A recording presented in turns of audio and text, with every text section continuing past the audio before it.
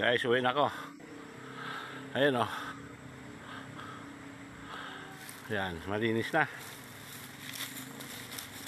Uwi na ako guys, nasugatan ako eh. Oh. Nasugatan ako. Ha, pagod. Uwi na si Lolo Kidlat. Yan o, linis na. Yan ang purpose ko. Bubutasin ko yung gubat na yan. Bubutasin ko hanggang doon sa dulong-dulo. Yan. Pagod. Sugatan ako eh. Kaya wala na. Ano pang silbi na ipapamalagi ko dito. Grabe pagod. Ayan guys oh. Sugat ko oh. Ayun o. Ayan ang sugat ko. Kawayan ang nakadali, matalim. Ayan o. Sana maaga pa. Para sulit naman ang pagpunta ko dito. Sana. Kaso nga lang.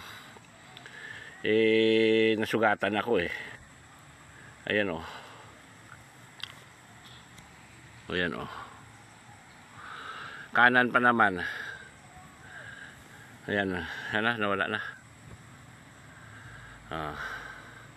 Ayan. Kanan pa naman.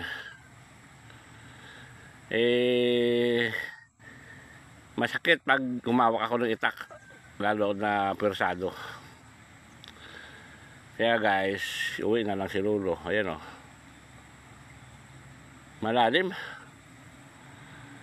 Hinalaki na nadulas ako, nahawakan ko yung pinagtabasan ko na kwan, kawayan, ang talim.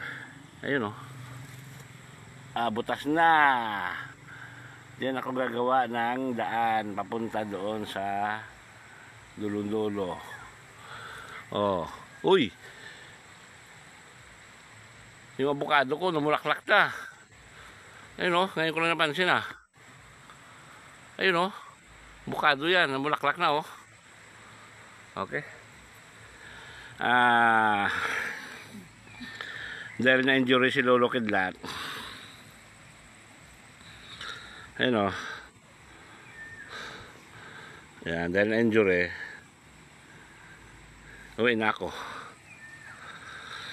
Pupunta na ako sa ilog maglilinis, maghugas. Kaya Makati ang tawag ito, kawayan.